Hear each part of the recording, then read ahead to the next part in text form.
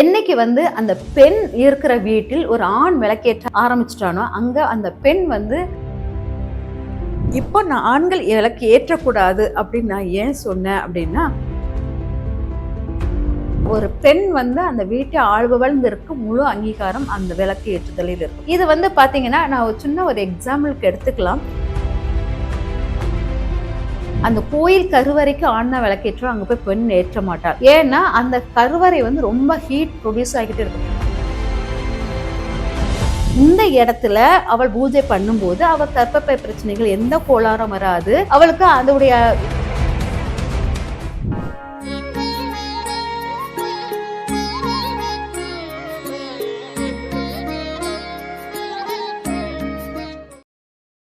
Sri Varahi TV நேயர்களுக்கு வணக்கம்.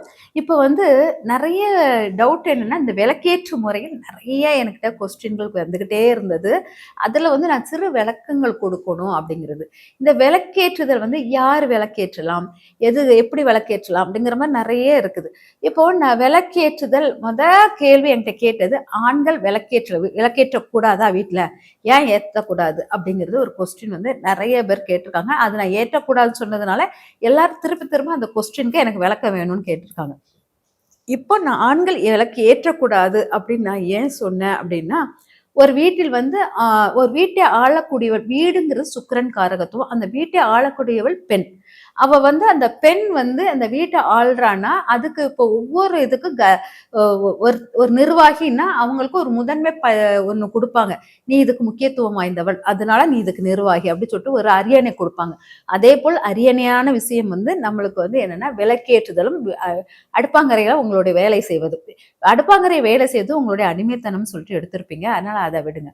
ஆனா விளக்கேற்றுதல் ஒரு பெண்ணின் முக்கியத்துவமான வாய்ந்தது. ஒரு பெண் மட்டும்தான், ஒரு வீட்டில் ஒரு பெண் மட்டும்தான் குடும்பத்தினர் அத்தனை பேரும் ஒண்ணு சேர்த்து இவங்க எல்லாம் நல்லா இருக்கணும் அப்படி சொல்லிட்டு எல்லாம், அதாவது ஆண் பெண் ரெண்டு வித்தியாசம் இருக்கு. பெண் என்பவள் மனசை பார்த்து வாழ்பவள், ஆண் என்பவள் புத்தியை பார்த்து வாழ்பவள். மனசார யார் ரொம்ப நான் இவங்க நல்லா இருக்கணும்னு சொல்லிட்டு மனசார நினைக்கிற ஒரு ஜீவன்னா பெண் தான். ஏன்னா அவ மனசு என்ன சொல்லுதோ அதை கேட்பா. அது புத்தியெல்லாம் யோசிக்க மாட்டேன், என் மனசுல இது நல்லதுன்னு படுது இது செய்வேன் அப்படிங்கிற மாதிரி தாட் அதிகமாக இருக்கக்கூடியது பெண்ணாக தான் இருப்பாள். அதனாலதான் அவ மனசார நினைக்கிற எந்த விஷயமும் நல்ல விதமாக அமையும். அவ மனசை விட்டு அவ வேண்டுற ஒரு இடம் என்னன்னா நம்மளுடைய பூஜை ரூம் தான். இந்த பூஜை ரூம்ல அவ மனதார நினைத்து எல்லாரும் நல்லா இருக்கட்டும், எல்லாருக்கும் எல்லா பலனும், அவள் மட்டும்தான் தாய்மை குணம் நிறைந்தவளாக இருப்பாள். அந்த அன்புடன் அக்கறையுடன் இரக்கத்துடன் அவ விளக்கேற்றும் போது அந்த வீடு பிரகாசமா அடையும். அதாவது ஒரு பெண் அந்த வீட்டை ஆள்பவள்ங்கிறதுக்கு முழு அங்கீகாரம் அந்த விளக்கு ஏற்றுதலில் இருக்கும். இது பாத்தீங்கன்னா நான் ஒரு சின்ன ஒரு எக்ஸாம்பிளுக்கு எடுத்துக்கலாம். ஒரு வீடு, இப்ப நான் ஒரு வீட்டுல சமையல் பண்ணுவது பெண், அடுக்களை ஆள்பவள் பெண். அந்த பெண் அடுக்களை ஆள்றா. ஏன் அவ அந்த இடத்துல ஹீட் ரொம்ப ப்ரொடியூஸ் ஆகும். ஆனா அந்த காலத்துல அதிகமாக அடுக்கலையில் வேலை செய்பவள் கிடையாது. ஒரு 2 நேரம் சமைப்பா, அதை 3 நேரத்துக்கு வச்சுக்குவாங்க, 4 நேரத்துக்கு வச்சுக்குவாங்க. அந்த மாதிரிதான் அவங்க எடுத்துக்குவாங்க ஒழிஞ்சு முழுமையான அடுப்பலையில் 3 நேரம் சமையல் பண்ணி அப்படிலாம் இருந்தது கிடையாது. அப்போ அந்த அடுக்கலையை ஆளக்கூடிய அந்த ஹீட், கம்மியான ஹீட்ல வேலை செய்யக்கூடியவள். இதே இது அடுப்பாங்கரைங்கிறது ஒரு குடும்பத்துக்குள்ள சமையல் அவ எடுத்துக்கிறா அப்படிங்கறத எடுத்துக்கலாம். ஆனால் ஒரு பெரிய ஒரு கல்யாணம் விருந்து அப்படிங்கும்போது, திருவிழா, பெரிய ஃபங்க்ஷன் அந்த மாதிரி வைக்கும்போது யார் அந்த சமையலை பண்றான்னா ஆண் தான் பண்ணுவான், பெண் பண்ணது தவுசு பிள்ளை அப்படிம்பாங்க ஒழிஞ்சு ஆணை வைத்துதான் தவுசு பிள்ளைம்பாங்க. பெண்ணுக்கான அந்த பட்டம் கிடையாது. அப்போ ஒரு பெரிய ஒரு இதுல சமைக்கிறது முழு பொறுப்பு ஒரு ஆணுக்கு கொடுக்குது, வீட்டில் சமைக்கிற பொறுப்பு பெண்ணுக்கு கொடுக்குறாங்க. இது ரெண்டுக்கும் உங்களுக்கு வித்தியாசம் தெரியணும். ஊருக்காக உழைப்பவன், ஊரை சுத்தி எல்லா செயலும் செய்பவன், அந்த மாதிரி ஆணை எடுத்துக்கிறாங்க. பெண் நம்ம வீட்டை சுத்தி வீட்டில் உள்ளவங்க நல்லா இருக்கும்னு நினைக்கிறவள், அவள் சமையல் கட்டை எடுத்துக்கிறா. இப்போ இதுதான் நம்மளுடைய முக்கியமானது. இப்போ பாத்தீங்கன்னா இந்த ஹீட் அவனால் தாங்க முடியாது. இப்போ நம்ம சாமி ரூம்ல விளக்கேற்று பெண்ணுக்கு எவ்வளவு உரிமை இருக்குது. இதே போலதான் ஒரு கோயில் எடுத்துக்கோங்க. கோயிலில் கருவறையில் யார் விளக்கேற்றுவாங்கன்னா ஆண் தான் விளக்கேற்றுவான். அந்த கோயில் கருவறைக்கு ஆண் தான் விளக்கேற்றுவான், அங்க போய் பெண் ஏற்ற மாட்டாள். ஏன்னா அந்த கருவறை ரொம்ப ஹீட் ப்ரொடியூஸ் ஆகிட்டே இருக்கும். அதிகமாக வெப்பம் தாக்குதல் அவ உடம்புக்கு ஆகாது. ஏன் ஆகாதுன்னா அவளுக்கு கர்ப்பப்பை இருப்பதனால் அதிக உஷ்ணம் அவள் கர்ப்பப்பையை ஸ்பாயில் ஆக்கிறோம். அப்படிங்கிறதுனால உஷ்ணம் வந்து அதிகமா உற்பத்தி ஆகாத இடமாக தான் அவளை ஆக்டிவேட் பண்ணிக்கிட்டு இருக்கோம். அதனாலதான் நம்ம வந்து கருவறையில் பெண் வந்து அதிகமாக பயன்பாட்டு பண்ண முடியாது. அதாவது கோயில்களில் உள்ள கருவறைகளில் பெண் பூஜை பண்ண முடியாத அளவுக்கு உட்கார்ந்துருக்கும். ஏன்னா அவ ஹீட்டை தாங்கக்கூடியது அளவுக்கு அவ கர்ப்பப்பை இருக்காது. அதனால நம்ம வந்து அந்த இடத்த வந்து ஒரு ஆணுக்கு கொடுத்துருக்கோம்.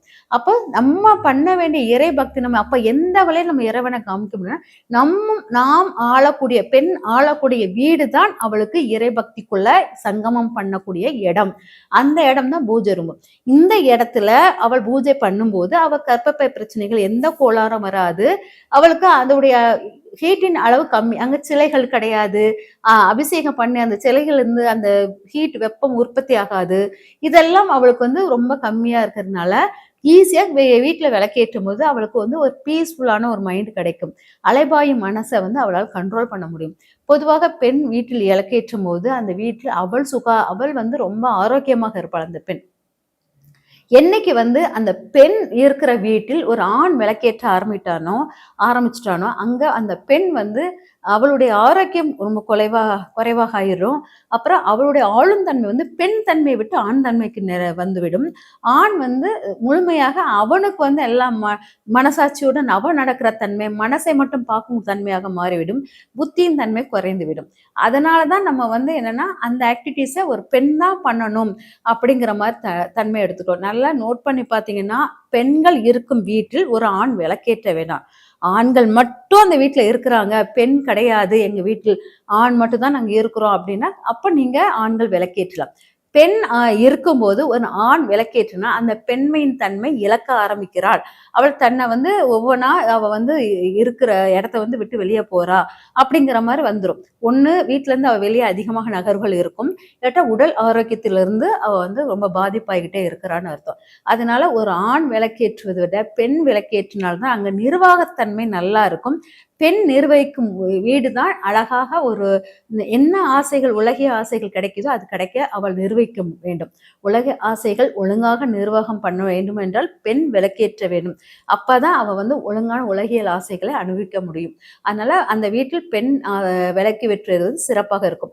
நான் வந்து இது கொஸ்டின் என்ன கேட்கிறாங்கன்னா, நாங்க ஆண்கள் மட்டும் தானே இருக்கிறோம், நான் எங்க பெண்ணுக்கு தேடி நான் பெண்ணை வைத்து விளக்கேற்றுவது அப்படின்னு ஒரு கொஸ்டின் வந்ததுனால இது வந்து ஆண்கள் மட்டும் இருக்க வீட்டுல, பெண்ணே இல்ல ஆண்கள் மட்டும் இருக்கிற வீட்டுல ஆண்கள் விளக்கேற்றலாம். அதுக்காக வேலை பார்க்கிற பெண்ணை வைத்து விளக்கேற்றுவது தவறு. ஆண் மட்டும் இருக்கிற வீட்டுல ஆண் தான் விளக்கு ஏற்றணும். வேற வீட்டு பெண்ணை வந்து உங்க வீட்டில் விளக்கேற்ற வைப்பது சிறப்பு கிடையாது. வேற வீட்டில் உள்ள உங்க வீட்டு வேலை பார்க்குறவங்களாக இருந்தாலும் அவங்கள வச்சு உங்க வீட்டுல விளக்கேற்றுவதும் சிறப்பு கிடையாது. அதுவும் உங்க வீட்டை உங்களுக்கு வந்து வேற பெண் உங்க வீட்டுல வேலை பார்க்குற பெண்ணை வைத்து விளக்கேற்றினால் அது தவறான முறைகளும் தவறான பழக்கங்களும் உருவாக்கிவிடும். அதனால உங்க வீட்டில் மற்ற பெண்கள் வீட்டுக்குள் நுழையவே முடியாத தன்மைக்கு மாறிவிடும். அதனால நீங்க ஆண் மட்டும் நான் விளக்கேற்றுறதுக்கு இருக்கிறேன்னா நீங்களே விளக்கேற்றுங்க. பெண் ஏற்றணும் அப்படிங்கிறதுக்காக நீங்க வேற பெண்ணை வைத்து ஏற்ற வைப்பது தவறான முறையை உருவாக்கும் அப்படிங்கிறது தெரிஞ்சுக்கலாம். அப்புறம் விளக்கேற்றுதல் வந்து பஞ்சுத்திரை வீட்டு ஏற்றுவதா, துணித்திரி வச்சு ஏற்றுவதா அப்படிங்கிறலாம் நிறைய கொஸ்டின் இருக்கும். எனக்கு தெரிஞ்சது பஞ்சுத்திரியை வைத்து ஏற்றுவதை விட துணித்திரி வச்சு ஏற்றுவது ஒரு ஆணுடைய வேஷ்டியிலிருந்து உருவாக்கக்கூடிய துணி திரியை எடுத்து ஏற்றுவது முதல் சிறப்பாக இருக்கும். அதுக்கப்புறம் நீங்க அது முடியலைன்னா தான் நீங்க பஞ்சுத்திரி எடுக்கலாம். அதுவும் நம்மளுக்கு வந்து இந்த தண்டு, அதாவது தாமரை திரி தண்டும் எருக்கந்திரி தண்டையும் பயன்படுத்தி விளக்கேற்றுவதும் சிறப்பாக இருக்கும். இதெல்லாம் நம்ம இந்த திரி ஏற்றுவதில் இந்த முறைகளும் நமக்கு சிறப்பாக இருக்கும். பூஜை ரொம்ப ஒதுங்க வைப்பது, அலங்காரிப்பது இதை வந்து ஒரு பெண் செய்வதை விட ஆண் செய்வது சிறப்பானா இல்லை. பூஜை ரூமை ஒதுங்க வைப்பதும் அலங்காரம் பண்ணுவதும் எல்லா போட்டோஸை துடைப்பதும் பெண் தான் செய்யணும். உங்களுக்கு முடிஞ்சிச்சோ முடியல செய்யுங்க, முடியலைன்னா கூட விட்டுருங்க, மாசத்துல ஒரு தடவையா செய்யுங்க. உங்களால செய்ய முடியலன்னு சொல்லிட்டு ஒரு ஆண் மேல அந்த ப்ரெஷர் கொடுத்து அந்த ஆணை வைத்து செய்ய வைப்பது அதுவும் தவறான முறையாக இருக்கும். அந்த ஆன்மீகத்துக்குள் ரொம்ப நாட்டமாக போக போக போக இல்லற வாழ்க்கை சரியாக நடக்காது. அதனால் ஆணை வந்து அதிகமாக பூஜை அறையில் புழங்க வைத்து கொண்டே இருந்தீங்கன்னா உங்களுக்கு ஆண் பெண்குள்ள இது வந்து ரொம்ப கேப் விழுந்துரும். கணவன் மனைவி ஒற்றுமைகள் சரியாக இருக்காது.